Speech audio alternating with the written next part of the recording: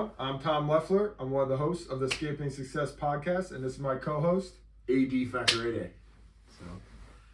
So AD, the topic we're going to discuss today that we talked about a little earlier was I want to talk about our biggest fears. Now, this is a deep question, and there's layers to this, and I'm excited to see where this show goes. So please open us up. What are your biggest fears? You're just going to put me under the bus. Oh, yeah. Okay, so biggest fear. I spoke to my wife a little bit before this. I think you overheard the conversation. You were there. I guess a fear of mine is not being able to protect myself, and that obviously carries over to my family, not being able to protect my family. Just in general, like not being there for them and things of that nature. And I think as I think of it deeper, I don't even think it's like a protection thing. In terms of like, someone kicks in the door or like an animal is attacking. Like home defense or something? I don't think it's that. I think it's more like not being there for them, not physically like being there, not being present, So I think in many regards, that's part of the reason that I underwent this decision to like really change my nutritional discipline, because I realized that in how I was eating, I was actually setting myself up not to be there for them. I would joke with my wife that, she's gonna be the last one standing in our marriage in terms of like I'm gonna die before her kind of thing, because I don't want her, I can't imagine life without her. So I'd just be like, Lord, take me, like kind of situation, and she'll carry on the necessary the necessary duties for our family. This is obviously like years from now. I'm talking about when I'm older, but I think really when I really think about that, it is kind of it is a fear to think that I'd be leaving them back without that. So and I think that's where faith comes in, right? Because faith is kind of like war against fear. Because if you have fear, that's another thing. If you don't have hope, you don't have faith. If you have fear, you also don't have any faith. So it's like you have to. I find that I have to be careful with kind of like the way that I kind of approach that, but. Quite frankly, definitely, I do think of how the world would be, or how my world would be if I wasn't there and they had to carry on. So given that current fear, what are some things you can control and negate some of those fears? 100%, just eating healthy. Eating healthy, exercising regularly, and getting good sleep. Those are the controllable things. I think when I directly think of how I can control it. Now, I can't control a bus or a plane coming out of the air or something like that, but what I can control is like the way that I eat, the amount of sleep that I get, me understanding my body, me putting whole foods into my body, living a life that is not like stressful and putting unnecessary stress on myself, and then also spending quality time with them. I think that's something that's super important too. It's like making sure to spend time with your family, because you don't know what your time is. Like at the end of the day, like our days are numbered, so like so it very makes sense to like spend the days while you can, like as much as you can, because if I'm gone, and they gotta carry on. But now that I am here, my presence should be felt in a good way. I think that's great, and I think you are noticing, and you're just focusing on what you can control. 100%. You're having faith and hope for the other aspects. Like, okay, I have faith and hope that, hey, if I go, I go, but the things I can control is like your health, your physical, mental health, all those things. And I think you're taking the right steps. Since our friendship has grown, you're taking it seriously, you're taking all the right steps. So I think that's what most people got to do is like, okay, look at your fear, and then be like, okay, what things can you change or control in the sense of that fear? Because there's going to be parts of it. The majority of your fear, it's like probably 80% of that is out of your control, but 20% of it's like, hey, I'm gonna put myself in the best possible situation, that I'm the healthiest, like the best physical shape, all those things to avoid like anything that could have been like, okay, 20, 40, 50 years from now you have a heart attack, that could have maybe been delayed or avoided altogether. 100%. But the other stuff, life happens, you can't control that. So I think that's a great mindset. Just, hey, focus on what you can control, and the rest just have faith and hope. And I think that's the best mentality. And you're not letting it, obviously, it doesn't seem like you're letting it bother you. Yeah, I don't let that bother me. Like, and I think another part of that fear as well, I think is also my stern faith. Because, like, I really do believe that there is a life after what we perceive as the sensual existence of ourselves. I think that there's a longer life after you actually kind of pass on, and I really do hope to be with Jesus Christ. Like, that's my hope. To be with him and hear like, well done, my good and faithful servant, rather than hearing, depart from me, you worker of iniquity, I know you not. Like, because those were like the exact terms used in the Bible for one of two people, either you're accepted in the party or you're not accepted in the party, and so I try to live a life of love, because I think as I study the Bible and I kind of look at the Old Testament versus the New Testament, it's very interesting to see how legalist things were in the Old Testament, and when Jesus Christ came, like in like the New Testament, there was kind of like a new kind of, there was only, it all boiled down to two laws: love God with all your heart and love your neighbor like how Jesus Christ would love your neighbor. So not even like how you'd love yourself, because some people might not love themselves. And when I consider how Jesus Christ loved people, he loved people by laying his life down for them. So if you lay down your life for people, whether it be not seeing anything as an inconvenience, like for the people you love, and like literally living a laid down life, I think that's something that's incredibly difficult to do in our society. It's really against the grain. So, I guess one of the also underlying fear is not allowing myself to not partake in that love. Because, I really do believe in those two simple commandments: love God with all your heart and love your neighbor as God loves your neighbor, because God sent his own son to die for them. So meaning nothing's off the table to give to your neighbor, to assist your neighbor, to show genuine love for your neighbor. But that's a big ask, right? So that's all encompassing. And it's seen in my marriage, like it's like gotta be willing to die for my wife, and what that looks like is not doing, like, so there's certain things that I might not want to do. Like, for example, like I come back from work and I'm tired and I'm just like, all right, I just want to play video games right now. But she's like, oh, honey, like it'd be really nice if you could move these boxes upstairs. I understand there's 7 days in a week and I can get this done at any single time, but like it would mean a lot to my wife at that very moment for me to assist her. So rather than bickering and like complaining or murmuring, it's like, well, I'm gonna love her like God loves her, so I'm gonna deny myself of that pleasure for that momentary time and just put the game to the side, because the game is always there. Let me just do this show my love for her at that very moment, to do that like task, even if it may not be done to the best of how she may like it. At least I tried, so. Or at least I'm, working towards it. So I think that's another thing. Or it's like, if you share something with me that you're kind of working through and you need support, it's like, well, a good way for me to show my love for you is like being like, I don't really have that much time in the day, but these 15 to 30 minutes, I'm going to see how I can add value in this particular point of your life.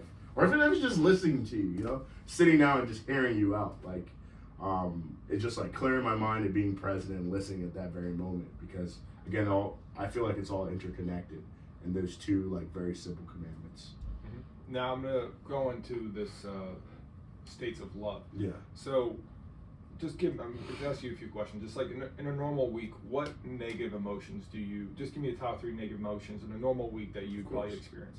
So negative emotions. What do you mean by negative emotion? Like you mean like anger, like confusion? Confusion. Confusion is part of it. Yeah. All right, so I say it would be anger, confusion, and what's it?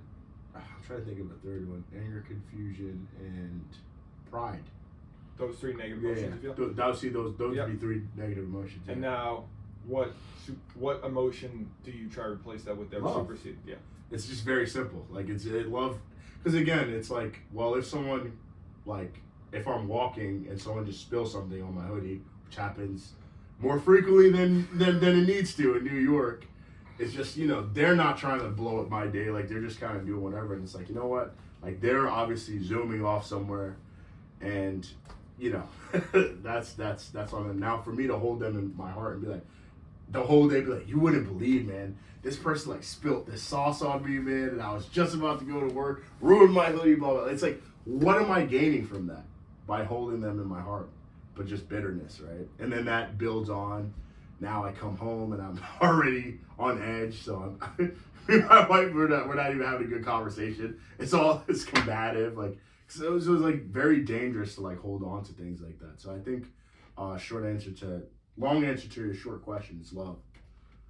And also another point I want to get at as well, as you said, to love God and to love others, because you might not necessarily love yourself. Yes. Now, do you find that there was moments in your Love life? others like how God loves them. Okay. That's what I meant. Because you know how people say the golden rule is to treat your neighbor like yourself? Mm-hmm. But some people don't treat themselves pretty well. And that's what I was trying to get into. I want to dive into that. So have you ever experienced moments with yourself or in your own life where like maybe you didn't treat yourself well, but you treated others better than yourself? Of course, like you think of the times of disassociation that we're talking about. Like I think it would be probably in college, man. So in college, you know, there's times where like I had so much on my plate and it's like I'm just spread thin, but like, you know, I'm not gonna lash out on anybody. But obviously I needed my space.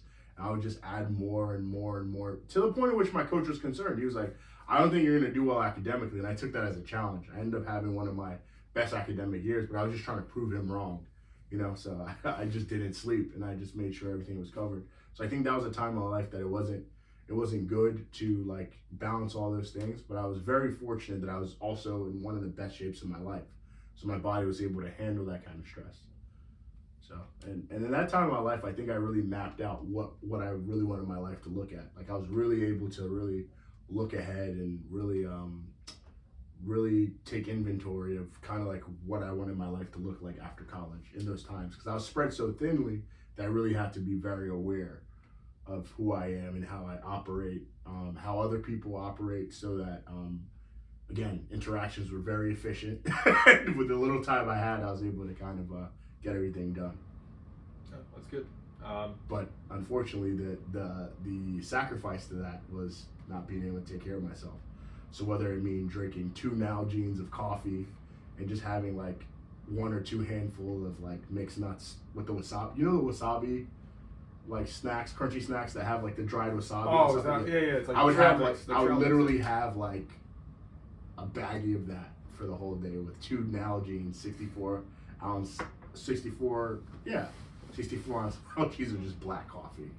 It's not healthy, man. No, but you were just trying to, I guess, just one, prove your coach wrong, but just trying to give to everybody except yourself? Just give everyone. So like give 1,000% in practice, give 1,000% in student government because I was a student body president, give 1,000% as an RA, like just in all the relationships. Pouring into everybody else but yourself. Of course, yeah.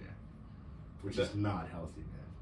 And then when was it graduation that you decided that like, hey, I got to pour into me more, or was it? Oh no! It was through that process. You're like, I didn't run again, like for student body president. Okay. No, because I realized I was like, this is not healthy, man. Getting 1, 2, 3 hours of sleep, 24 days in a row, like that kind of takes a toll on you. You know, affects your performance and I guess in school I wasn't affected that much, but in athletics, like I was feeling very weak. Everything, yeah. Yeah, but I realized I can go a very long time with 3 hours of sleep and still function pretty well. It's like pretty awesome, but in the long term, it's not good. It's not good. Oh, cool. So, because then you find coping mechanisms, right? Because in college you start drinking, start taking drugs, like smoking weed and stuff like that, because you're trying to find a way to actively rest. Like how do I actively rest? It's like, no, just go to bed, bro. Like go to sleep. Mm-hmm. That's it, like allowing yourself actually just to calm down. It's like you look for something that'll help you calm down. Exactly. Yeah. Just calm down. I feel like that's the problem with a lot of people these days.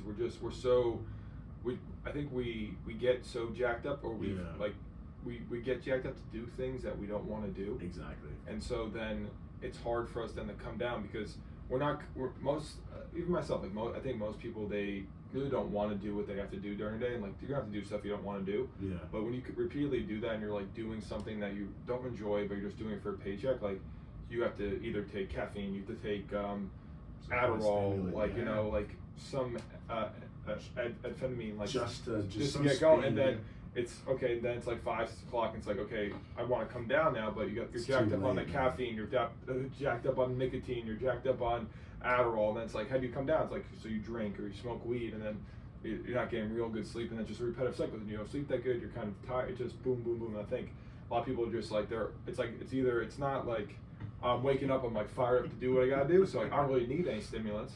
Yeah. And then like they come home like I had a good day, I accomplished everything I wanted to, I feel like I did a good job today, Yeah. like I was of service, whatever. And then like I could like take it back. It's like 7-8 o'clock. I could be present with my family, whatever that is for you to unwind. But I think people like they wake up, they're like, I gotta go do this today. They look for anything like caffeine, like just something quick to grab, like whether it's even crappy food. They get jacked up and then they come home and then they're still jacked up off the day or like whatever stimulant they're on, and then they're like, how do I come down now? And it's like I just want to like alcohol. Literally, and it's like Sleeping that's pill. not gonna help you. Yeah. And so Benzos, like I never took benzos, but I know that's this thing that people take to kind of unwind, especially with the amphetamines, with the Adderall and the Ritalin. Like they need benzos to kind of come down because it's like they've spent so long like taking those stimulants that it's tough not to use that to come down. Yeah. So what about you? What are some fears that you or what would you say is your greatest fear? I guess. Greatest fear. Okay, so I will And be unpack honest with that. you. I had head start of you on this question because I'm part of this group. It's called like Mindset Mentor, and we meet on via Zoom on Tuesdays. Shout out to Rob Dial, great guy. And so Rob Dalio? Rob Dial. Oh, Dial. Rob D-I. Like Dial. Yeah, like D-I-A-L. Okay. And he actually posed this question to the group. That's hilarious. And so it was very interesting because like it's a new fear actually that I acquired, but like it also ties into another fear. But I guess what I recently realized, like I'm scared to feel good. Like why? Because the last 2 times in my life where things were going very well, I had 2 experiences right after that really changed the trajectory of my life. So I realized like I'm like wanting to suffer. Or I'm bringing this the conversations we've had the last like few weeks, like I'm like, why am I so hung up on certain things? Like, why can't I let go? It's like I'm wanting, I think, or like subconsciously wanting to suffer or to feel some sort of pain or anguish or sadness because I'm scared to like finally release and feel good again. Because the 2 times the last few months of my life where actually I felt the best I have in years and like things were actually going well, and I was like finally like releasing, letting go, surrendering. That's when whether it was the next morning or a week or 2 later, things started crumbling down. But what were you surrendering to those 2 times? I think I wasn't really surrendering. I was just like I wouldn't say surrendering, but I was surrendering to my illusion or like of control of like trying to get myself to that state. I think and then once I reached that state, I'm like, okay, I can finally have fun. I can let loose. I could be, I reached this peak state.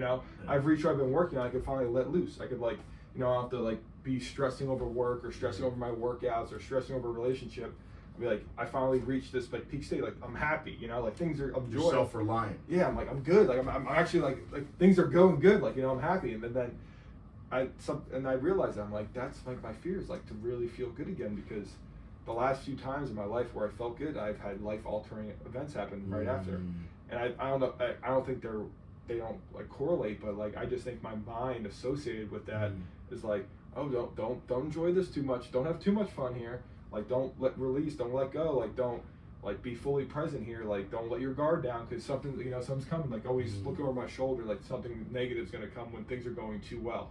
I don't think that's a positive mentality, but I think that also ties into like my other second part of fear that I've had for a while is like I'm not scared of failing in a sense. Like I believe in myself that I'm gonna reach the goals I set out. I just fear that when I reach those goals, I'm not gonna be fulfilled. And I'm not gonna be able to. I'm not gonna be fulfilled and like enjoy myself. In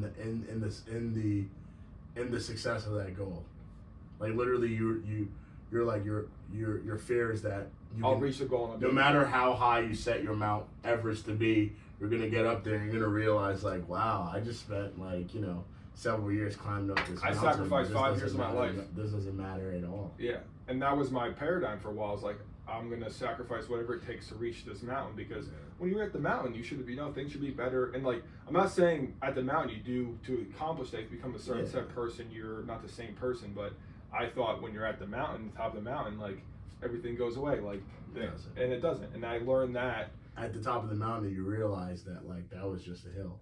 And then there's another, and I think that's also like coming to a realization, like when you start getting momentum, you start reaching up to your mountains, like little small wins or big wins for some people, you realize like that the win itself or whatever is not going to change your life. It's the process, like who you become along the way. Yeah. So it also goes into your feelings too good, I guess. It's like maybe allowing myself to enjoy that as well when I do reach that mountain, because I know like it never ends type of deal. So, but it's not even like it never ends. I think what I'm curious to ask you, like, when you get to the mountain, what's your heart posture? Like, I'm the man, I've made them the greatest of all time, like, or is it like what is your heart posture when you hit the top of the mountain, like when you hit the precipice of success? Or you're like, wow, like, yeah, like I've made it, like I've arrived. Like, I can't believe I got this done. I got this finished. Like, what? It's not, honestly, it's not I can't believe it, because I always had faith that I'd get there. It's more so like, it's like you've been thinking, visualizing this, working on this for so long, and now you're here, and like you're like, you can actually touch it now, and you're like, nothing changed. You're like, yeah, and yeah, exactly, because you're still doing the same thing. You're like, oh, I still feel the same. Yeah, nothing, like, it didn't bring me any more level of happiness per se. Like, the reward was not like that great. Like, no. You're like, oh well. Yeah, it wasn't everything, and so like, and then it's almost more exciting when you were close to getting it than actually getting it. Almost. Yeah, you just get like a taste, like, oh wow, like this is actually working, this is doing it, and like you're in that process. And then I think not good thing that I've been doing, but like I'm looking at the cost of what I gave up to get there. Wow. And that's where I'm really struggling. It's like a weird mental battle. It's like I'm like almost scared of reaching the next mountain, because I'm like, what's it going to cost me to get there? You know, like I've reached like a financial or business goals. Like, am I going to lose relationships to get there? Am I going to lose like my own mental like sanity to get there? Like, is it, you know, like what is that goal really going to give me in my day-to-day life? So I think I think it's great to have big goals and to, you know, go for that mountain. But I think it's also important to be aware of the cost of that goal, because every goal might not be like, I think people, first, if you don't have goals, get goals. I think that's number one. Of course. But I think once you get goals, you start achieving your goals, evaluate the goal. Like, be like, okay, was that goal worth the cost, you know? Because like, for example, like for you, your goal in college might have been like, okay, to be in student government, be an RA, be a good athlete, you know, and get great grades and take all these credits. But the cost was your physical health from suffering, which led into your performance in track. So in that example, was the cost worth it? I see what you mean, yeah. In many regards, I see what you're saying. I remember I think because, you know, when you're up for a very long time, you really, for me personally, I have a lot of time to think, because I'm awake a lot in hours where other people are sleeping. Even though I am awake when everyone's awake, I'm also awake when everyone's sleeping. And you have like a certain, like, there's a certain peace to it almost. That's why I like the mornings. It's like no one's up yet. It's like, of course, it's your time. And like, I would say I had, even in my bouts of like just striving and going after it, I had a lot of mental clarity, like, through it all. Like, I was very lucid. Like, I can understand what was going on. So, for example, I remember there was one day I was in the just this kind of like computer lab place, and I was just sitting down, and I was just thinking through like a plane. Like, when you consider a plane, like planes have different altitudes that they can cruise at, right? And then there's like fighter jets that can cruise at higher, and then there's satellite jets or satellite planes that are like, I'm not like a aviator, like spaceships, like, but there's some ships that are not spaceships, but they can fly pretty close to going out of the ozone. Like, they can go 60,000 or 80,000 or 100,000 feet. They can go out of the atmosphere, in and out of the atmosphere, right? So the engine of a commercial plane technically could try to push it, but it's going to get to a point where it gets limited, right? So when a plane is flying out of its scope, whether it be 5, 10,000 miles above it, it has ability to stall. So what I realized was that, like, there's certain people who have higher altitudes that they're flying at, and they know they can go higher, but what that would cost them is either shortening their life, which is like the more practical thing of an engine stall, or literally like just mental breakdown, that they will crash down. So I sat down and I realized that, and I was like, wow, like, in society, there's a lot of people who are doing nothing. They are not getting the plane off the ground. There's some people who are flying at a ridiculously low altitude. There's people who are average, just doing what you're supposed to be, and then there's people above that, which is well. But the people above that, that's where things get dicey, because you can really push yourself in a realm that you really shouldn't. You really should not be operating in, because you're not going to be fulfilled, because like you're up there, but you have a desire for a family. You have a desire for genuine relationship. You have a desire for peace. You have a desire for quiet time. You have a desire to have most of your week controlled, where people are not kind of coming in and out of your space. So like, now it comes to you to make that decision of what altitude you want to fly at. That's a great analogy, and also I think that also ties into going into your analogy of like people not even get off the ground. I think Dr. Jordan Peterson talks about this. Like, I think when you're a young man or woman, I think it's important to test how far you can rev that altitude. Absolutely. Because I think most people don't even test their altitude. So I think it's important to see, okay, can you work 6-7 days a week, 12-hour days? Yes. Okay, you could do that. Can you push it to 15, 16 hours a day? Oh, you can do that. Okay. Okay, so it's okay, you reach that threshold, you could do that. Like, your body can handle it, whatever. But okay, then you realize, okay, like my mental sanity, all that, so you dial it back. So I think it's important to test the RPMs, like test how you could redline it for a little bit. Of course. And most people don't ever do that. So I think like most people just like they're on cruise control and they never like redline. So I think it's important though that you do test your RPMs, maybe redline a little bit, because that's where it's going to be growth. But don't be in a constant redline. Yeah. Test while you're young, while you have the freedom before you have responsibilities and stuff. Test the redline, like see how much you can push it, because life's going to test you where you're going to have to redline at times. Yeah. And then dial it back where it's like, okay, I can redline it 16 hours a day, 7 days a week. Yeah. But that's not sustainable. Okay, let's dial it back to maybe 8 to 10 hour days, 5 to 6 days a week. Literally. And you're a much more balanced, healthy life. But when a season in your life comes, like maybe you're starting a business or you have kids, a newborn child, you're not sleeping that much, like you could tap into that red line. Like you've been there. Like you're like, okay, we could do that. 100%. It's not the most advantageous, and not like you shouldn't be there your whole life, but in a season of your life, you could get there. But I think people, they don't test themselves enough. They don't challenge themselves. Like even when I realize when I work out with people, people that don't have like an athletic background, they're like, I didn't know that, like I don't usually train this hard. That's a common thing they say. Like I usually don't train this hard. And I'm the opposite, where I have to be mindful that I don't redline my workouts, because the rest of my day I'm gonna feel like crap. I'm the opposite, where I have no problem redlining, because like that, of course, is like that's like I know that gear. You're speaking to AD. I know, and I'm saying because you're an athlete, like you know that gear. But I think for a lot of people that never were part of a sports team or ever part of something where they're super passionate and never really worked that hard, they don't know that gear of redlining. Yeah. So I think I would challenge people, if they've never really hit that gear, I would say do it in a safe environment first, like in a gym with like safe equipment, machines, and like really challenge yourself. Like see if you could like go for that one more set, whatever, in a safe, like don't hurt yourself, but like with good form and stuff, and like be like, wow, like after like it's. I shouldn't do this all the time, but like maybe once or twice a week, redline. That's like nice, and hit a leg workout, a hard leg workout, and if you get a little nauseous, okay, you redline that day, but like you gotta test yourself. And I think a lot of people, they never really test themselves.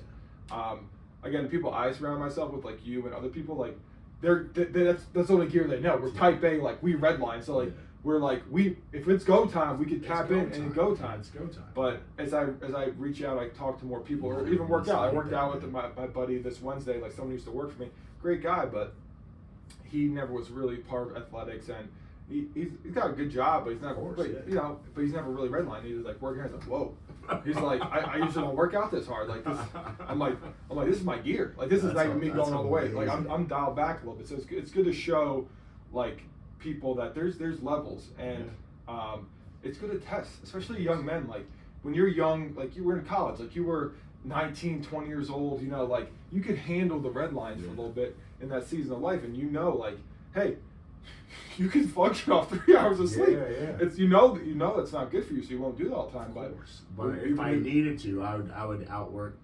I would be looking at I would blow everyone out the water, because you'd be surprised how well I can perform under those substandards. Like I'm also someone who when it comes to like being sick, like you know how people have like stomach flu and all that stuff, like that doesn't affect me.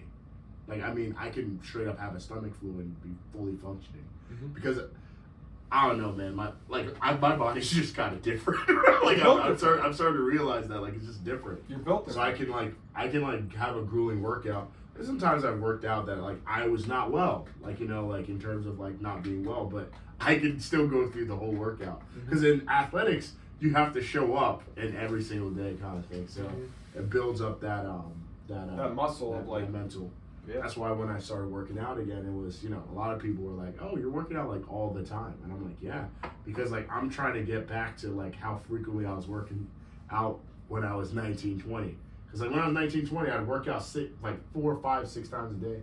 Like, and you know, you hear stories of Herschel Walker, like he literally would forget that he worked out. Like I would forget that I worked out in the morning and get a workout in. Like I would skip class to exercise. Like it was great, like because I just enjoyed like that process. So I think we all have different capacities, and I'm not like just dilly-dallying around. Like no, I'm squatting 500 pounds in the morning and then benching like you know close to 400 later in the day for reps. Like I'm literally just going after it, and I enjoyed being in that in that red line. But as you mentioned, it's not a healthy place to be. You know. It's good to have that capacity, but it's better to use that capacity for, you know, all the other facets of your life. Because if you just channel it all into one place, like you'll definitely blow an engine. No, 100%. Unfortunately. You blow a gasket eventually. Literally. But you have that in your toolbox of exactly. like, okay, we could alter the engine here for a little bit. Yeah. If I need a red line for a week, 2 or weeks, 2, or even a month, like I'll you figure can it out. handle it. You're not going to be overwhelmed. Not going to be like, you know, you'll be like, I can do this. You've been there, you know. And I think that's also goes into people that go through hard things or experiences through life. Yeah.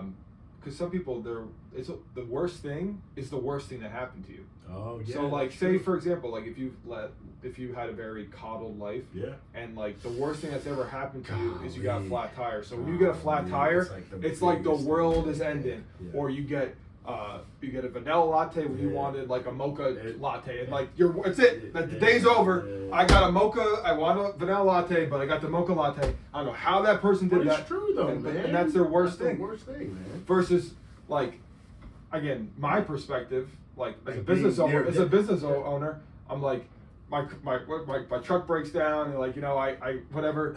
It's just like part of life. You just gotta keep it rolling. My baseline is so low. It's like as long as no one got hurt, it's a good. Like, that's it. If everyone's safe and no one got hurt, like mentally or physically, that's a good day. Yeah. Like everything else is bonus. Like you know, if it's a great day, it's all bonus. But like that's how my baseline is so low during the summer. It's like it's a good day as long as no one got hurt and there's no mentally or physically no harassment or like no issues with the pool. Like that's a good day. Everything else like the water was a little chilly because the heater's not working. I'm like I act like I care, but it's like that's the non-issue. Literally. And but again, when I first started out, like the little things like they would get to you or like right under your skin. Yeah, but now it's like you know. But again, the worst thing is the worst thing that happened to you. Yeah. So I think people they live coddled lives and they never really experience hardship or like any adversity or any trial.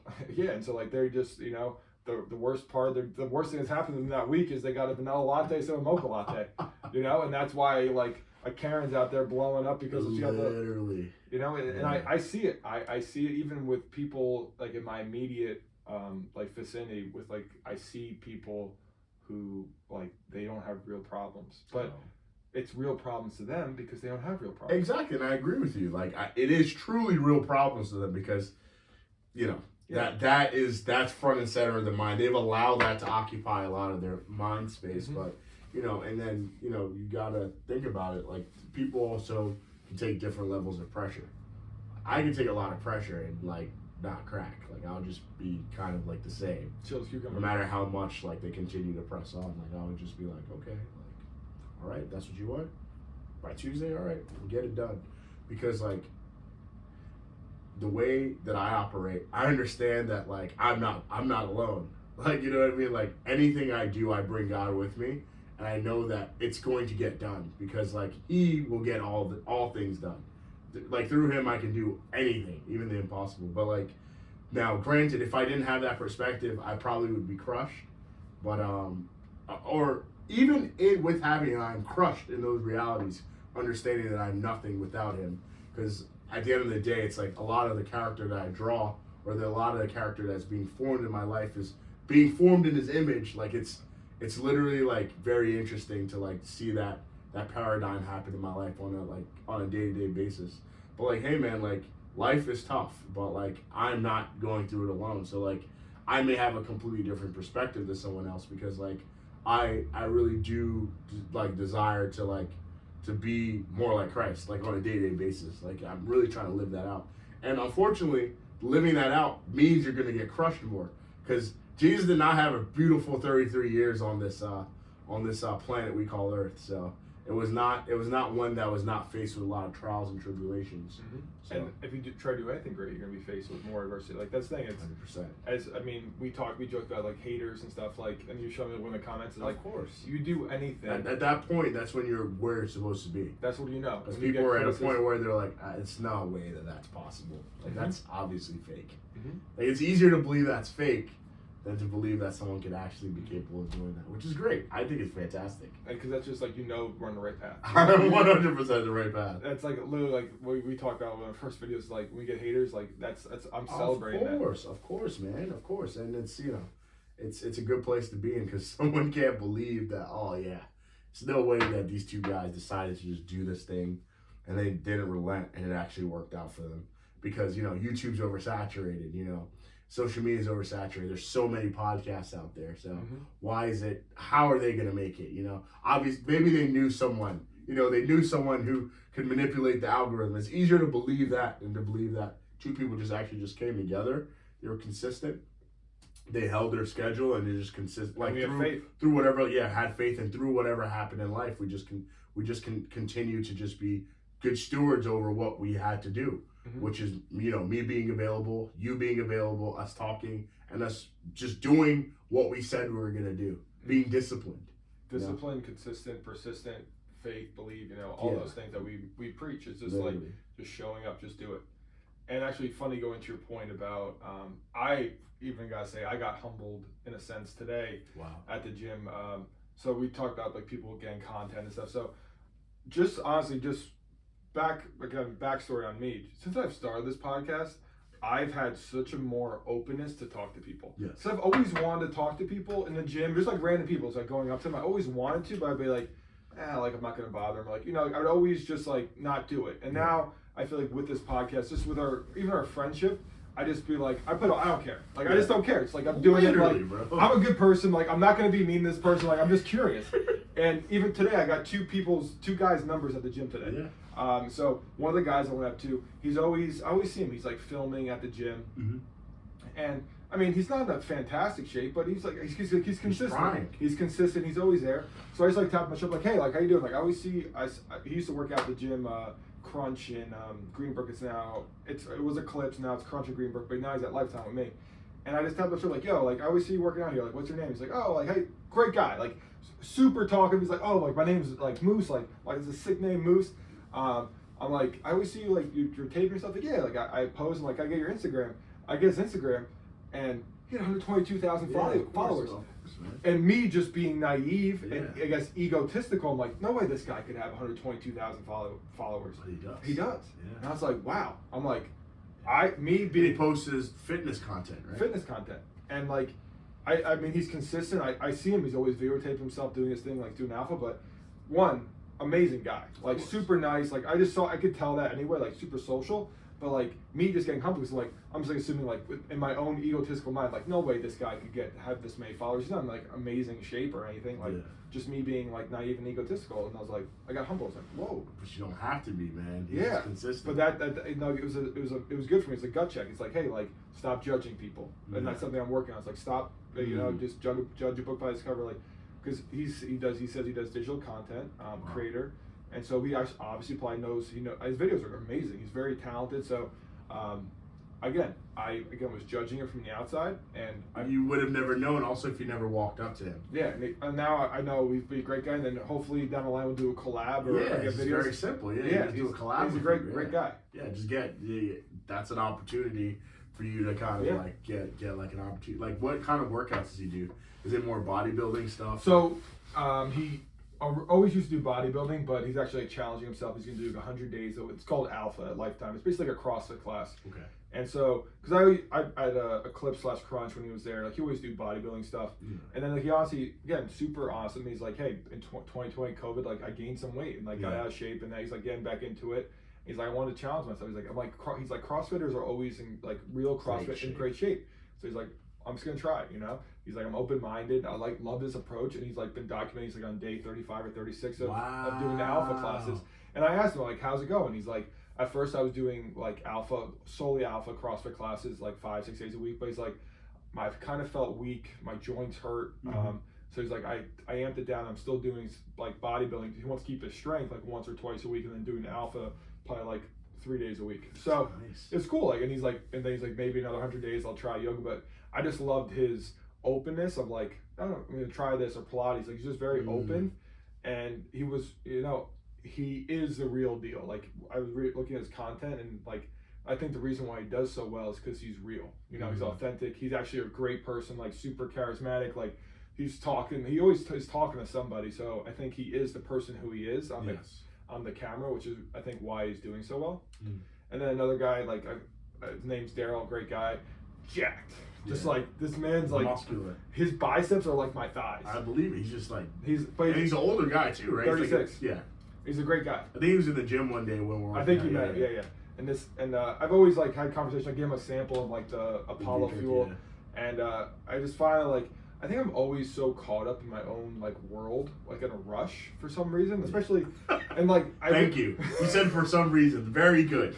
You're starting to realize that. Yeah, and like I'm just like I gotta go here, because you're disassociated. You're just like the 7:30 to 9:30. I'm gonna get a pump in, and that's all that matters. I gotta leave this gym by 8:45 and do this, and like there's times in life where that does happen, but like this season of my life in this winter, like I don't have to do that. So like I was just like walked up to him like, and I just started a conversation, and like we ended up talking to me for like 5 minutes, and like super cool guy, but it's just like I just was always in a rush to go nowhere. Yeah. So what was the deal with him? Like what's he up to? So he does medical. So he's 36, like probably could step on stage, like crazy body. But he's just training, like, and that's something we talk about. It's like, I'm just training to feel good, like, for life. Literally. And it's also, honestly for his brand, because he goes into hospitals and sells medical devices. So everyone always recognizes him, because this man's in scrubs, and his scrubs, he's popping out. And, like, you just see, like, this shoulders. And, like, everyone remembers him. He's got a great smile. Like, even with a mask on, you can't miss this guy. He's got, he's literally like a door frame just, like, coming through. Just, like, ripped. Like, bicep veins. Like, literally, my thigh is his bicep, but, like, lean. And so he's like, yeah, it's like like everyone remembers me, like they're like, oh, that's a Jack guy, like, and he's like, oh, what does he have to say? Like, it's just like, you know, because people, you know, he's like, he's impressionable. Yeah, he has a presence. He's 6'2" and just huge, you know. Yeah. And he's also just like a great guy, and he talked about the power of networking, and I could sense that too, because he's the one that like a couple like months back, like he said, like he made a comment about like, you know, like my legs were jacked or whatever, and like he started, you know, so he initiated it.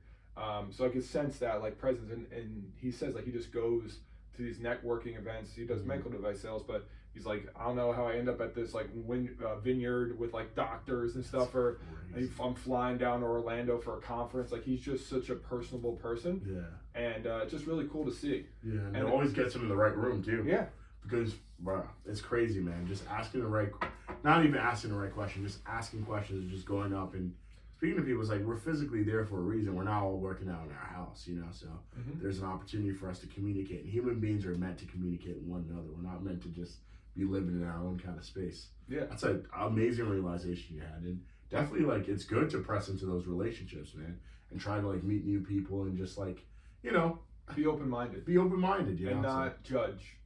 Like that's something. Not make assumptions of anyone, because you never know what someone's about. Yeah. You may even think someone's a great person. They're actually like someone you should avoid with everything.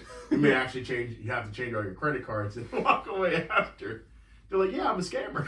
It's like, oh.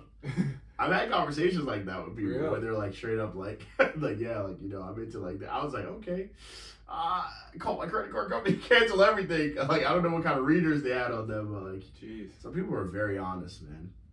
I think honesty is good. Yeah. But no, but hey, yeah. man, listen. Yeah.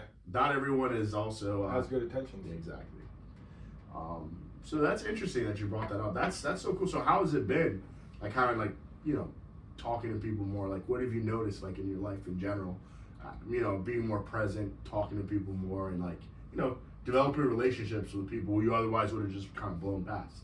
Oh, it's 10x better. I love it because that's who I want to be, and I've always wanted to be that person. Yeah. And there's times in my life where I was that person. Yes. Like middle school, high school, yes. Parts of college, but when I'm fully like engaged with people, and like that's when I'm at my like happiest. Like when I'm like asking questions or people like and I've noticed it's kind of also like it comes back. Yeah, it comes back course. in weird ways. It's reciprocated. It might not be that person reciprocate. So I think if you put out the energy, good energy, like you're open, you want to communicate, that you're curious, that like, hey, like I'm like, hey, like what are you working out today? Like like what's going on in your life? Like I'm just curious. Like you just show interest in people, and you'll be surprised how one, it makes them feel good. People are receptive, and then they also like they can brighten your day as well. Yeah, 100%. Like seeing this person smile, like you just give someone a compliment, like bro, like I'm trying to think who I compliment the other day. Oh, someone I worked out with Wednesday, like he put on like 15 pounds of muscle. I'm like, I don't even recognize him. And it's like crazy. And he's like, he felt, I could tell, he felt so good about himself. He's like, because I haven't seen him in like a year. I'm like, crazy. He's like, I've been working hard, man. I've been like clean eating, like, and there's like muscle. Crazy. And it's like, like, and it was real. It's also, it can't come from a place of like flattery, because like, if it's flattery, it's like BS. You're just like, all right, man, whatever. If you're like, oh, like AD, like, I love your eyes. It's like, all right, dude, what? Like, yeah. What's your deal? Yeah. But it's like, damn, bro, like you're strong AF. Like you're throwing weight up. Like yeah. And that's like a real, 100%. and you can sense that. 100%. So I think it's good not to force it. But like just don't judge, don't go do assumptions, but just like be curious and like look at like what cool thing. It could not even have to be like a physical appearance. Yeah. It could be like cool shoes or a cool accessory. Or just literally be like, hey man, like we're in the gym a lot. Like what do you do? Like what do you do for work? Like what do you do at a gym? Like what's up? Like That's cool. Yeah. Like do you like what do you like? Just literally just ask them like, you have family? Like what? Like just be interested in someone's life, because people like to talk about themselves, and it's good. It's good for them to talk about themselves, Yeah. And it makes them feel good. Because they might not even feel heard in their personal life. So you listening to them can mean the world to them, So 100%. It's very interesting how this kind of went from fears to like kind of very interesting. Wanted to ask you, any final thoughts? I'm keeping this one brief today. Keeping it brief. I guess what I've learned and what your brother stated talking about fear is face it head on. Honestly, a big fear for me for a while, and it's been a fear, is like living alone, not dating anybody, or not trying to actively date somebody for a while. Yeah. And I always was scared of it, but I'm like, I'm gonna lean into it. Yes. And why do I? And I'm making it worse than it should be because like I have a preconceived notion on it. Versus like I'm like yesterday, like I'm with my dog Thor, I love the guy, like I'm just in my own space, like enjoying my own company, like I have freedom to do what I want. Yeah. Like I'm in such a great spot. I can hang out with my boys, like build connections, like literally. I can do whatever I want. You have an unstructured schedule, and that's why it's important for you to build relationships, right? So it's like, you go to the gym, you're like, hey, like, so what you do? Like, oh, you play pickleball too? Like, developing like like genuine relationships with people, like lifelong relationships with people. Obviously there's people that you get close to, you're like, I don't think we should flock together because I don't really believe in like the way you kind of lead your life. Mm-hmm. But you'd be surprised, a lot of people actually live like pretty good, sound, moral lives, and especially if they go to the gym, like that's like a baseline factor right there. That discipline that does identify some discipline. That 50% of people already don't qualify 100%. For that. If you're and that's a good mindset to have because it's something that you're realizing now. You're like, wow, like I'm more alike than with these people than I'm disalike with them. So yeah, and so I guess that is leaning into the fear. And so I'm actually. I also have like a health retreat I'm going to in February. Nice. Where at? In Costa Rica. For 8 days. And I always wanted to do this retreat, but I'm like kind of scared to go. Why?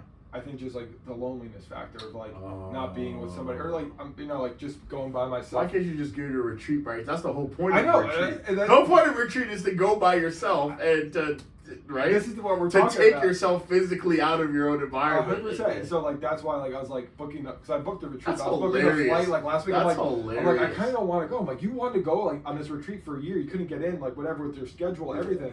You wanted to go like last year. You didn't go. So what's the health retreat about? Talk. Okay, so this is gonna it'd be interesting to see the outcome of this retreat. So it's in Costa Rica, all inclusive, and it is gonna do plant medicine. Okay. So we're gonna have like ceremonies at night with like cacao and like other stuff, and it's basically like very like you bring a journal, like you very all like kind of what's that called when you're immersive, like you're all immersed in this. You're on like it's like a personal growth journey, and literally you're confronting a lot of your fears, probably, yeah. And so I'm scared, like I respect to be alone, to have deep conversations maybe with the crowd, and then now be left with your own thoughts. All right, guys, now you have to go back to your tent by yourself and deal with whatever we just unsurfaced that you have spent your whole life hiding. Now you have to deal with that by myself. That's with wild, dude. And so I think this is, and that was the thing. I was like I booked the trip, but I was booking the flights. I'm like, I kind of want to go. I'm like, and that's the moment where it's like, do it. You gotta do it. Pull the trigger. You gotta do it. And that's with everything in life. It's like if it kind of scares you, that's a sign. Like should be the opposite. It's like you gotta go. You know. And so like for me, like being alone or not in a relationship, like don't really want to do it. And then I'm like, you gotta do it. You know, like face it. Face it head on. So I'm definitely doing it. And then the retreat, I wanted to go when everything was dandy and rosy. And like right now I'm like kind of figuring myself out, like all this. I'm gonna be alone even more probably. I'm like, I don't really want to go, but it's like we gotta go. That's exactly what you need. Is the opposite usually is what if you want. So I'm excited to see how this goes, and I'll disclose how that trip goes. Yeah, and it's interesting too because it's like you mentioned, like you would want to take someone with that. I feel like, the whole point of a retreat. If you're retreating, you're trying to retreat and try to understand. Yeah. You're trying to. And I think so that's something that I'm scared, but I'm trying to reframe it like looking forward to. Just go. I mean, I'm going. I booked it. I know you already booked it. I paid the flight. I'm going. There's go there, and don't go there with any preconceived notions. That's the thing. That's another thing too. Like, just don't go like being like looking for something. Just be like, I'm just gonna go. Open. I'm just glad to be on a vacation by myself. I'm glad to be. Because normally you're always on vacations with someone else, like a plus one. Mm-hmm. So this is the first vacation I've been probably solo. Ever. Besides like visiting friends, but like but you're visiting friends. This is all solo. But this is why like my first real solo ever trip like this, like out of the country, just like immersive, like all that. So it's gonna be. We'll see what it's like. So it's in April, right? No, February 10th to the 17th. So I leave the 10th and I come back to 18th. So we'll see. So no podcasting. No podcast. It's all good. It's all good. You're like, I'll have my handfuls then. I'll have my handful then. But yeah, man, that's awesome. So I'm actually excited to look back to this and compare. Oh, you will unpack it. That's gonna be nice. I think it's gonna be. And it's 8 days, right? It's 7 days. And you're journaling everything too. So it's gonna be like it's gonna be raw. It's gonna be immersive. Like it's gonna be all in. And again, you go in before they're like, hey, limit your like a week before, like eat a specific diet, limit like your content, like limit social media, podcasts, like just be very disconnected. Like so you're not you're not sensory overload. They just don't want you to be dependent. They don't want you to be thinking of how you miss all outside. You're just there and you're present. They want you to be kind of like free be with yourself and just go deep introspection. Yeah. So and you found out about them online or online? Yeah. It's, so you don't know anyone who actually went there. That's so wild. I know no one who's going, and there's other people there. So you're also putting a lot of trust into them too, because you don't know what they're about. I don't know anyone that's been there. I don't know anyone that's going there. They're not kidnapping you or anything. Maybe they will. Oh, wow, that's wild. I mean, if a Latina woman kidnaps me, oh no, ridiculous, bro. Costa Rican woman, oh no, woohoo! So you found out about it on Instagram or no? I just did my research. because honestly, I went to Costa Rica last winter. Oh, yeah, you Yeah. did. And I looked into retreats there, and it just wasn't feasible to schedule, and I didn't get admitted to the. I looked too late. I didn't get admitted to them. Oh, so they actually have to admit you too. Yeah, So it's a selective process. A selective process, yeah. So you're honored. You're like, you guys. I got vetted, and I'm good. So how do they vet you? I'm curious. That's actually like they ask you questions like your medical background and stuff. Okay. And so make sure you don't have any underlying diseases like morbidly obese or like allergic. Well, I do have a heart condition. That's what got me out of the other retreats that I couldn't go to because I do a pre-existing heart condition. I had an aortic valve replacement. I mean, I take no medications. I have no restrictions, but with these plant medicine, certain you can't do. They don't want to risk that. But this one, that's the thing too. I didn't lie. I don't want to lie. God forbid something happens. I'm like, hey, everything's out there. By plant medicine, do they mean like a detox, or are you taking like mushrooms and licking like toads and stuff like that? Because I'm like, I have to ask now because like that's interesting. So, because you said plant medicine, is it medicine as in like legitimately like they're trying to like purge you? Like, are they trying to like do like a cleanse? Like, you know how people have like certain like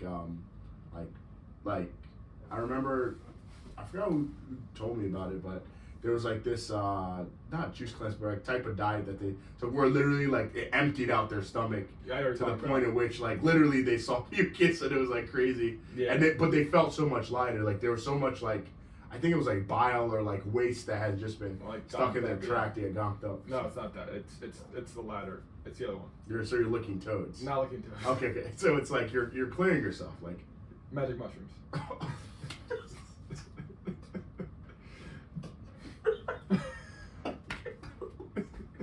So you're going to another land and say, all right, yeah. Good luck, man. Good luck, bro. That sounds wild. I would never want to do that. I'm scared. I'm going. Now I understand why you're scared. Yeah, and so I'm gonna. I don't sign up for this at all. For the record, I don't sign up for this. Do your parents know you're going out there? My sister does. My sister, she's a trusted source if anything happens. Okay. I mean, that I know too. I tell my parents too, but like I trust my sister. Yeah. She's that's wild. If something happens, I trust her with that. But that's wild. Yeah. So there's side effects. Like, are there sometimes psychoactive? So with magic mushrooms, I mean, any I would again caution our listeners. Yeah. I do not condone any use of any substances. Yeah. But if you do, I do recommend doing it under medical supervision of any situation. So I don't condone anybody to use any substances at all. Plant medicine, anything, do not do it. Unless like you're under medical supervision or you do your research on yourself, do not take that lightly. Because they basically distort your sensory experience. So it gives people the illusion that, they're having, or because you're distorted, like they have a different perspective and, but that's a wild experience though. But there's some risk sometimes, right? Psychoactive risk. There's always risk, so. You gotta weigh that. And so that's why I disclose all my medical information, all my health and stuff. Wow. And it's, again, they're trained in this, is what they do. So we'll see. And there's a risk. Wish you best of luck, man. I appreciate that. And there is a risk, but I'm willing to take that risk. And you're hoping that on the other side that you would be better, or like you... More introspection. More like you'd be able to, so is it possible for someone to be introspective without taking magic mushrooms? 100%. I don't. You can do other ways: meditation, prayer, yoga. You could breath work. There's other ways to get to those altered states. I think most people, they should do meditation. They should do prayer. They should do yoga. They should do breath work before they even think about doing any of that stuff. Gotcha. But if you are very health conscious, you journal, you meditate, you pray, you do all those other things, and you want to explore more. That's my viewpoint, and I want to go deeper. But again, I don't condone anyone doing this. I was just curious. So the whole. Do you feel like you've exhausted everything else? That's how you felt like concerning this. I wouldn't say I exhaust everything else. I think this is I want to say the fast track way. Yeah, that's what I was kind of. That's what I was kind of get into. That's what I was concerned about, because it is a speech. So the whole idea is that with an adjutant, it cuts out a lot of the process. Because it could be like, for example, like again, this hypothetical. It could be prayer, meditation for 3 years consistently, to get to the state. or even your whole life, because you don't know actually how long Yeah, I'm you not have gonna- to I'm pray. not- yeah, I'm You not gonna actually stop. don't know. Yeah. Yeah, I'm saying you actually don't know like how No. long the prayer. Like, but I understand your point. So just finish that point. Yeah, so it could be like 3 years of prayer and meditation to get me to the point where if I did this all immersive week long like thing, it could get me that same point. I could fast track 3 years of work in a week. I'm not saying that correlates. It could be totally wrong, but But my question is, why are you rushing it though? I'm not rushing it. No, 'cause I'm just saying, like, why would like so? I'm just curious, like, is it that you have a time constraint? Because I'm just curious, like, no, because that's what I realized. why you decided not to like try the long way. No, I am doing the long way. I'm still, I'm still doing. I'm just curious. Yeah, Again, no, not 100%. making that, yeah. I still journal. I still pray. Meditation actually fell out, but prayers kind of replaced that. But I've been consistent with that for years, Yeah. and that's not going to change. Yes. I'm just hoping that this builds upon it. Okay. And I'm just not looking, but I'm curious to see when I let go more of like the sensory outputs. Well, that's what these, again, from my experience with psilocybin mushrooms, it kind of forces you to let go or to see things. So you have taken them before? Yes. In the past. Okay. So it's not your first time. It's not my first time doing Gotcha. magic mushrooms now. But it's gonna be my first time like in this setting and everything. Like in a place that you don't know. Place I don't know with like supervision. Another question I asked is like, so if I were to compare that to my journey, what would be the equivalent of me trying to like if I wanted to like kind of fast track 3 years of like work, like what would that be, like taking Ozempic or something like that, or? Oh, with the diet? Yeah, with the diet, yeah. It could be again taking artificial testosterone, maybe like snap. like something like that, like For older men, if they take like artificial testosterone, yeah, that like just just speeds up their weight loss. metabolism, yeah, like something like that. It could be like you like forgo like work and everything, just do 6 months. True. Some in the people actually trenches, do that. Like they take a break from work. And some just, people like, actually quit dedicate- their job when they're trying to go after a goal. Yeah, and just dedicate 6 months of your life to that. It could be similar. And then maintain it. Yeah, like just like a full immersion. But I would relate this one more to like the testosterone one, because I am immersed in the environment doing the work with the thing, but we are also bringing an artificial substance, well, it's a natural substance, into it to make it more heightened. So it could be like you're taking like, I'm only doing a week, but you're doing say 6 months off of work plus doing artificial testosterone to like at the same time. So like I'm immersed in it for a week, like hopefully no distractions, which I think is just that alone is great. Yeah. And then heightening it with these ceremonies on top. So that's kind of like where your perspective on it. Yeah. It's like, okay, well, we'll find out when you get back. We'll learn, yeah. Well. And that's something like I'm going, again, listeners, I do not advocate anyone do any substances. I think it's, again, there's other things you could do, but for myself, I've been doing other things, and the research has come out. People have demonized plant medicine for a while, or just drugs in general. And the studies with psilocybin mushrooms on depression has been really great. And that's something I don't currently struggle with depression, but I do, that is something that I work hard on. And I do think I'm excited to see what I learn about myself in this. Because Interesting. I think with mushrooms, it kind of just makes you be super present and like see things through a different lens. Like, doesn't make you see, depending on how you take, I don't think it necessarily makes you see different things, but just see the things you normally see in day-to-day life with more appreciation. And I mean, also, like, if you consider our eyes as well, there's a lot of things that our brain has, like, streamlined for us. Like, our nose, for example. A lot of times you don't notice that your nose is there, right? Even though it's there. But, even that could change one's perspective. Yeah. No, man, it's going to be interesting. I'm excited to hear kind of like what that experience is. Hopefully you have a safe journey. Wish you a safe journey through that, to go on that path that you feel like you have to go on. And I feel like in life, we all have free will, man. So like if that's something that you're being pushed towards, definitely, if that's what you want to do, you do that. But one thing to think about is like, bro, like the basics are simple. Kind of like what you preach to me. It's like, there's no shortcut in life. You're like, more than likely you're gonna find after the 8 days, either one of two things. You're gonna be like, wow, like it all leads you back to the same answer, or you're like, oh, I just need to continue to do this. Because Put the work no matter whatever great epiphany that you have, whether my great epiphany at this point is like, wow, like weight loss can happen, and for me not to be hungry, there's still gonna be more epiphany down the road. But it definitely is. There's no way to fast track it because it's always gonna run its course. I found in life. 100%. Yeah. And like, again, we'll see. It could be, it depends. It could be a step back. It could be like, it could. You never know. You just never know. Yeah. And I think what I'm trying to do in this situation is, like you said, go in open-minded, and like I think for myself with the plant medicines, like it's a way to get closer to God. Interesting. That's my viewpoint on this. Is just so why do you say that? Like, why would the mushrooms get you close to God? I'm just curious. Because I think it because like you said, our lenses with our eyes, like there's so many like outside stimuli that we're taking in. I think this helps you hyper focus in. Oh, okay. And so I think that brings you closer to gratitude, appreciation, which I think love, which is God. So again, that's just my viewpoint on it. So I'll be curious to share what happens, but that's what I'm going in, and like it's going to be a journey. That's so interesting. I never thought of it that way. Yeah. Like the mushrooms, like getting, because at that point you're hyper focused.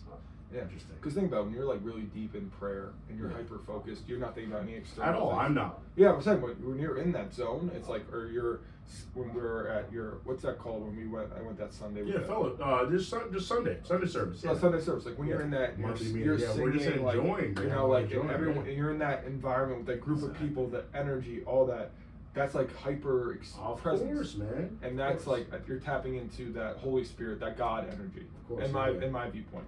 So, but do you also, because I mean there is a school of thought about illegal access as well, because there's legal access and there's illegal access, right? So like there is a school of thought when it comes to spirituality, like there's a difference between spirituality. There's a difference between finding your God or what you know as God, because there's this guy Mike Rashid, he's hilarious, but he's also someone who I think is like super interesting. He was a fugitive for like 6 years of his life. No one really knew, but he built this amazing like fan base on YouTube and social media platform. I think it's called like Alpha, like it's something Alpha or something. Mike Rashid is an African American man who actually grew up I know Mike Rashid. Yeah, he's a supplement brand, right? Yeah. So he was a fugitive Oh. for 6 years of his life. So, long story short, he got in an altercation, and rather than going through the preceding time, first there was a situation where someone broke into his house, or he saw someone breaking into his house, and when he confronted the person, he had a gun, and he didn't go into the details, but safe to assume that person did not make it out of the situation, but he beat the charge because it was considered self-defense or something like that. But then there was a second altercation that happened in his life, whereas he was out with friends and stuff, and people jumped him. So he kind of brandished his gun, got out of that situation, but then cops were looking for him. So rather than going through due process, he fled. So because he fled and they were looking for him, there was a warrant for him. He was actually a fugitive for like 6 years of his life while he blew up on social media. So he had his own gym and all that stuff. So then one day, and he talked about how all through those 6 years, he's looking over his shoulder because he knows that it's another thing if they're looking for you, but then there's another thing if you're like your face is everywhere. Like his face was literally everywhere, like millions of followers, right? So millions of people are following him. So one day he noticed someone walks into the gym that's out of place, and he's like, I know this person's out of place. And then as he's talking to the person was surprised. Because Mike is a very approachable guy, and he could tell that person was nervous. So he was like, "Oh my goodness!" And long story short, he looks out and he sees like the unmarked cars coming. So the marshals actually come, and that's legit. When the marshals show up and they're like, "Hey man, you're putting a lot of positive content here, but you don't fight this. Like we're taking you in." So anyway, spend some time and all that stuff. But he talks about how through that process, he realized that. When he was in prison, he realized that most people, what they call God is actually either violence or money. Like it's not actually like God who I think to be God. It's like violence or money, because out of fear, they worship violence to combat the fear, or out of lack, there's money. Like even the Bible says that money answereth all things. Like it literally is the answer to everything. So it's like very interesting how he brought up that point. But he also talked about how in his life he kind of like microdosed and things like that, which leads to my point of like legal and illegal access. So there's a difference between like being spiritual and serving God. Like being spiritual, because we're created in God's image and his own likeness, we have certain abilities to do things technically in the level, not in the level, but like kind of like how God could do. Like, you know how God says, let there be light. Well, obviously it was a thought and then it became light. Human beings also have the ability to think of something and make it happen, right? So there's a difference between thinking of something and making it happening for your own personal gain or for like, or to glorify God. Because one of them is like serving your own ego and one of them is serving the will of God on earth. And then the third thing is illegal access. So like, there's this concept of like, it's not about trying to illegally access spiritual things, but actually through like prayer and supplication, like praying, meditating on God's word, thinking like just being present with people, that you can actually experience God in a very real way. Because illegal access can actually be something that, you know, Satan can now use to actually bind someone. Because, you know, if you're operating in a field that you really shouldn't be in and you're out there alone, you know, you can actually be misfed information or come to conclusions that aren't actually of God. Because it's you know, the very idea of like Satan was an angel at one point. In fact, it was one of the angels that actually was before God. So when Satan would walk around other angels, they didn't actually bow, because Satan had this reflective like outer coat. So like they actually saw the glory of God at that moment. They weren't worshiping Satan, but they were worshiping like, you know, God. But at that moment, Satan had the pride like, oh, but I can be the top dog. And at that moment was kind of casted down. So we also have to be careful with that whole illegal access, like kind of just staying on that same plane, because, you know, there's a way to get to God. Like it's not complicated.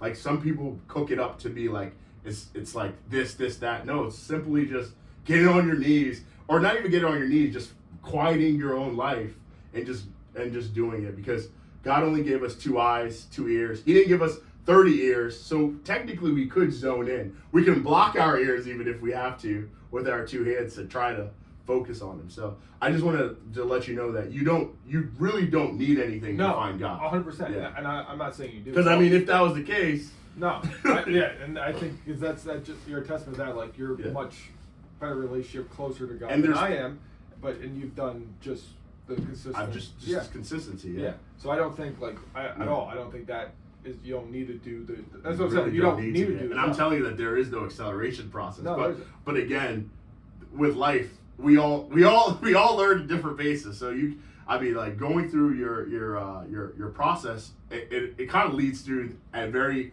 interesting conclusion, because you're like, but it's like the dangerous thing is to lose the openness, because I found it like in life, like a lot men, like there's this book Viktor Frankl, a meaning, like search for meaning. Like I found that book to be so fascinating, because every man like, or every person seeks for meaning in their life, right?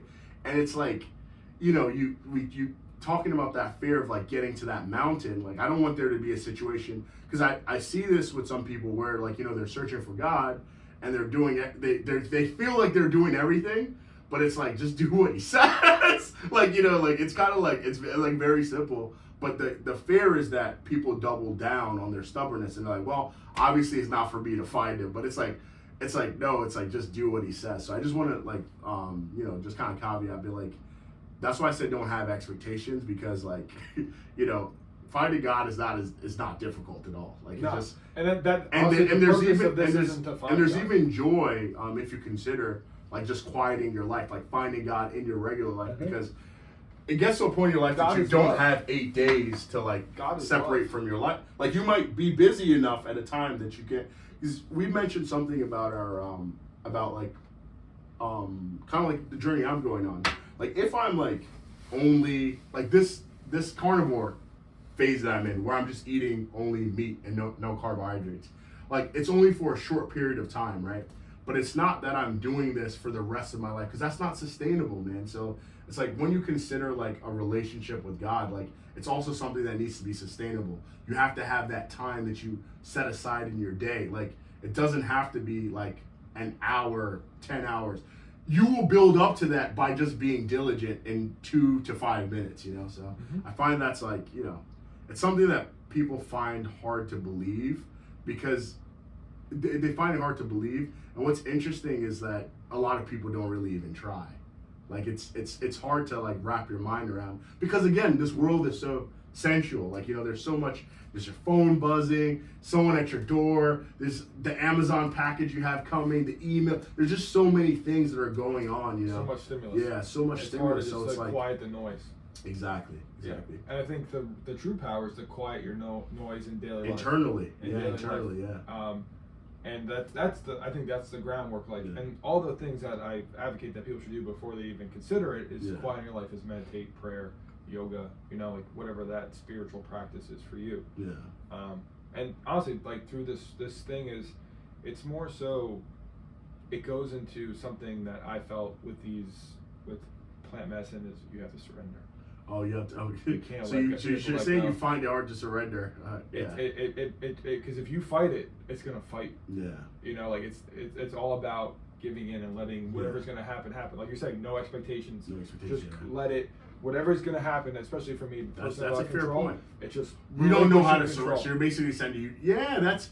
Actually, when you come to think of it, your fear is relinquishing control in a sense. It's all it comes down to. So this whole like exercise is it's a test. You relinquishing control. It's a test. It's not even a test. It's like you put yourself in a situation where you actually have to relinquish control. You well, have to trust the if people. I don't, it's going to be a bad situation. Yeah. So we'll see. We'll see. Well, awesome, man. That was interesting. I'm glad we went there, because that actually we unpacked some more things. I think it gave more context for when we talk about the experience after. Oh, it's gonna be interesting, and again, I don't condone anyone to do any plant medicine. I definitely don't. I think don't do anything. Be like me. Yeah, don't be like me. But I think like the thing is quiet. Like you're in your daily life, how to find like quietness, peace of mind, where you tap into that spiritual practice. I think that's the groundwork. That's where everyone should start, and that's where you're gonna get probably the most value out of. Definitely. But for me personally, it's honestly a mix of curiosity and also letting myself go, and I'm also just fortunate enough that I can experience this. And I mean, this is something that I may do, and I'd be like, hey, that was an experience. I'll never do it again. But you never know. Yeah. You don't know, and I'm just hoping through this process just to learn more about myself. It's kind you definitely will learn more about yourself. I promise you that. In every experience, you learn more about yourself. Yeah. So it's pretty cool. And I look forward to sharing with you guys how that goes. And be like my man AD, just do his thing. But we all have different paths. Yeah, we all have different paths, like so. Because you know it's true. Like we all have different paths, like, and he's gonna give you the true breakdown of what he went through. So yeah. So I'm excited for you all to see that. That's definitely gonna be an interesting podcast going through that. That's definitely going to be interesting. I'm gonna bring my journal. It's definitely something that a lot of people probably haven't heard of anyone share the experience. You know? Yeah. There's probably people who've done that and they've never shared it with anyone outside of their immediate circle. So. Yeah. Oh, and he's going to bring his journal. So that's wild. The raw journal. Any last thoughts? Be well, be safe. Yes. Do not do any substances under medical supervision. Again, we do not condone the use of any plant medicine, any drugs, alcohol. Just exercise, eat well, spiritual practices. Sober mind, sober life. Follow AD's advice. Thank you, y'all. He's a wild one. Tom is the wild one.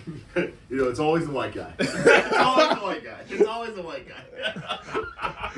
It's always the white guy doing the crazy stuff. Going to the bush.